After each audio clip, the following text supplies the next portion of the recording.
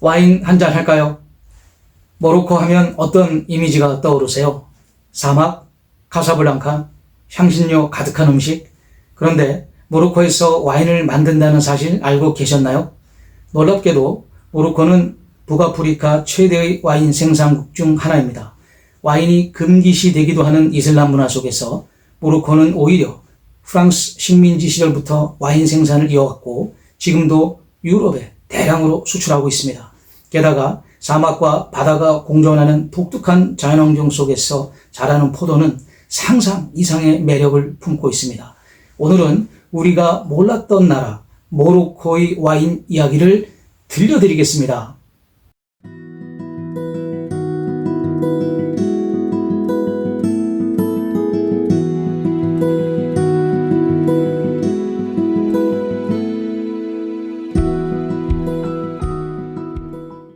먼저 구독과 좋아요, 알림 설정까지 부탁드립니다. 여러분의 응원이 힘을 나게 합니다. 반갑습니다. 와인 오디세이에 오신 것을 환영합니다.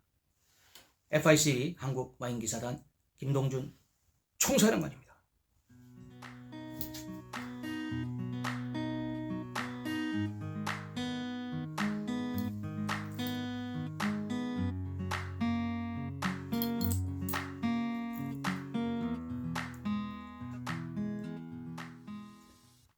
사브라주.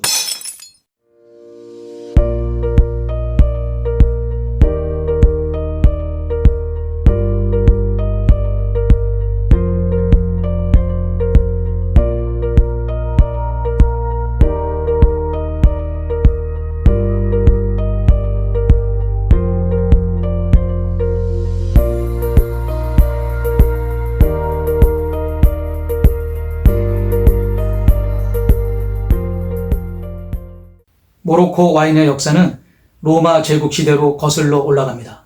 기원전 1세기부터 로마인들이 북아프리카 지역, 특히 현재의 모로코에 포도밭을 조성하며 와인 양조를 시작했습니다. 당시 모로코는 마우레타니아라고 불렸고 로마의 식민지로 와인은 주로 군대와 상류층을 위해 생산됐습니다. 고고학 발굴에서는 모로코의 볼루빌리스의 유적에서 와인 저장 항아리, 즉 암포라가 발견돼서 이 지역이 로마 시대 와인 생산지였음을 증명합니다. 7세기 이슬람 정복 이후 와인 생산은 쇠퇴했는데 이슬람 율법에서는 알코올 음료를 금지했기 때문에 포도 재배는 주로 식용포도나 건포도로 만들었습니다. 하지만 15세기에서 16세기 스페인과 포르투갈의 영향으로 일부 기독교 공동체가 비밀리에 와인을 만들었고 이것이 지역 전통으로 남았습니다. 현대 모로코 와인은 19세기 말 프랑스 식민지 시기에 다시 부흥했습니다. 프랑스인들이 알제리와 튀니지처럼 모로코에도 포도밭을 조성하고 유럽 품종을 도입했습니다. 특히 메크네스와 페스 지역에서 대규모 와인 산업이 시작됐습니다. 1956년 독립 이후에도 모로코 정부는 와인 산업을 장려하며 관광과 수출을 위한 중요한 자산으로 키웠습니다. 오늘날 모로코는 아프리카에서 가장 큰 와인 생산국 중 하나로 연간 약 4천만 리터, 약 5,300만 병을 생산합니다. 모로코 와인은 지중해성 기후와 사하라 사막의 영향을 받은 독특한 특성을 가집니다. 따뜻하고 건조한 여름, 짧고 비가 많은 겨울이 특징인데 높은 일교차와 풍부한 햇빛 덕분에 포도의 강한 당도와 과일향이 형성됩니다. 산도가 낮고 알코올 도수가 약간 높아 묵직한 느낌이 있지만 현대 양조 기술로 신선함과 균형을 잡아줍니다. 대부분의 모로코 와인은 할랄 규정을 준수하며 이슬람 문화에 맞춘 생산 방식을 따르는 경우도 있습니다. 레드 와인은 진한 과일 맛이 두드러지고 화이트 와인은 열대 과일과 시트러스 향이 강합니다. 로제 와인도 인기가 많아 모로코의 대표 수출품 중 하나입니다. 모로코는 생각보다 다양한 기후대와 테루아를 가진 나라입니다. 특히 와인 산지는 대서양 연안과 아틀라스 산맥의 고지대에 집중되어 있습니다. 메크네스는 모로코 와인의 심장부로 북부에 위치하고 해발 500m에서 700m의 고지대에 자리 잡아 지중해성 기후와 대서양의 영향으로 적당한 습도와 시원한 밤을 제공합니다. 석회암과 점토 토양이 포도의 복합성을 더하며 까베르네 쇼비뇽과 시라 같은 품종이 잘 자랍니다. 마라케시 지역은 남쪽으로 내려가면 사하라 사막의 영향을 받지만 아틀라스 산맥 덕분에 고도가 높아 포도 재배가 가능합니다. 따뜻하고 건조한 기후로 과일향이 강한 와인이 생산됩니다. 아가디르 지역은 대서양 연안에 위치해 해양성 기후의 영향을 받아 화이트와 로제 와인에 적합합니다. 산미가 신선하고 열대 과일향이 두드러집니다. 테토 우안 지역은 북부 지중해 연안이 있어 스페인 영향이 강하고 포도밭이 작지만 고품질 와인을 생산합니다. 모로코의 토양은 점토, 석회암, 화산성 토양이 섞여 있어 배수가 좋고 건조한 기후와 바닷바람, 고지대의 일교차가 어우러져 포도 품질을 높여줍니다. 모로코에는 몇몇 유명한 와이너리가 있습니다. 셀라드 드 메크네스는 메크네스에 위치한 최대 와이너리로 모로코 와인의 70% 이상을 생산합니다. 프랑스 기술을 도입해 현대적이고 대량 생산을 하며 월로빌리스와 메디테라네 브랜드로 알려져 있습니다. 도메인 두발은 가족 경영 와이너리로 유기농 포도를 사용해 전통과 현대를 결합한 와인을 만드는 데 유명합니다. 로제 와인과 레드 와인에서 강점을 보입니다. 도메인 알 샤리프는 마라케시 근처에 위치해 사하라 사막의 영향을 받은 독특한 와인을 생산합니다. 소량 생산으로 희소성이 높습니다. 이외에도 작은 와이너리들이 현지 품종 실험과 내추럴 와인 등 다양한 시도를 하고 있습니다.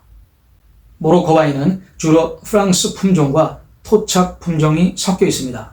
까베르네 쇼비뇽은 레드 와인용으로 진한 과일향과 강한 타닌이 특징입니다. 시라는 스파이시하고 풍부한 맛으로 모로코 레드 와인의 대표 품종입니다. 그루나슈는 로제와 레드 와인에 사용되며 체리와 베리 향이 강합니다. 샤르도네는 화이트 와인용으로 열대 과일과 버터 향이 납니다. 무스카는 달콤한 화이트 와인이나 디저트 와인용으로 꽃 향기와 꿀맛이 특징입니다. 토착 품종으로는 알리칸트 무시와 카르논이 있는데 이들은 레드 와인의 깊이를 더합니다. 모로코 레드 와인은 블랙베리, 자두, 스파이시 향이 강하고 따뜻한 기후로 인해 알코올 도수가 높아 묵직합니다.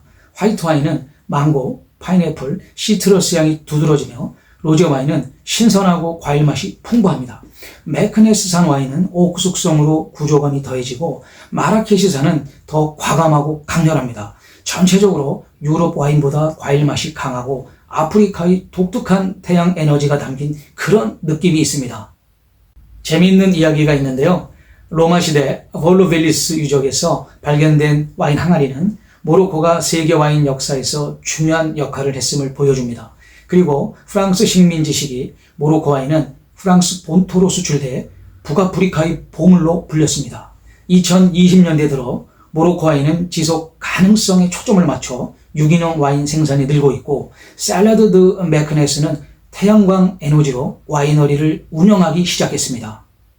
모로코 음식은 다양한 향신료와 재료를 사용하는 만큼 와인과의 궁합도 다양합니다. 쿠스쿠스와 레드 와인이 좋은데 양념 강한 고기와 채소 요리에 시라가 잘 어울립니다. 타지는 로제 와인이 좋은데 양념진 스튜 요리의 매운맛을 로제의 상큼함이 중화해 줍니다. 하리라는 화이트 와인이 좋은데 토마토와 렌틸콩의 부드러운 맛에 샤르도네가 조화를 이룹니다. 한식은 불고기와 레드 와인이 잘 어울리는데 달콤한 불고기와 까베르네 쇼비뇽의 진한 맛이 잘 맞습니다.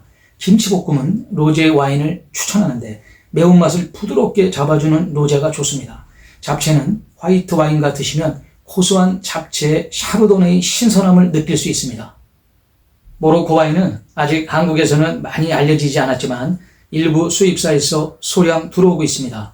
모로코 현지에서는 메크네스나 마라케시 마트 또는 와이너리에서 볼로빌리스나 메디테라네 와인을 쉽게 찾을 수 있고 가격은 약 10,000원에서 30,000원 정도입니다. 한국에서는 수입 주리점이나 온라인에서 모로코 와인을 검색하면 되고 가격은 배송비 포함 약 30,000원에서 80,000원 선입니다. 프랑스, 스페인 유럽 여행 시 면세점에서 모로코 와인을 발견할 가능성도 있고 특히 로제 와인이나 시라 스타일을 찾는 분께는 신선하고 독특한 대안이 될 수 있습니다.